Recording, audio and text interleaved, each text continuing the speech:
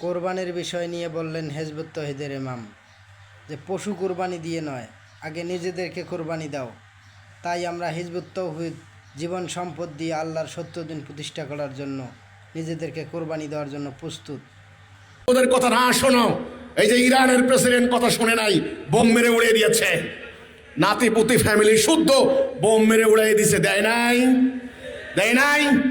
ওদের কথা শুনতে হবে, ওদের অর্থনীতি মানতে হবে, ওদের আইনে আদালতে বিচার করতে হবে, ওদের নির্দেশনায় রাষ্ট্র চালাইতে হবে। গত ইন্টারিম আমেরিকার চাপে কি চুক্তি করতে বাধ্য হয় নাই?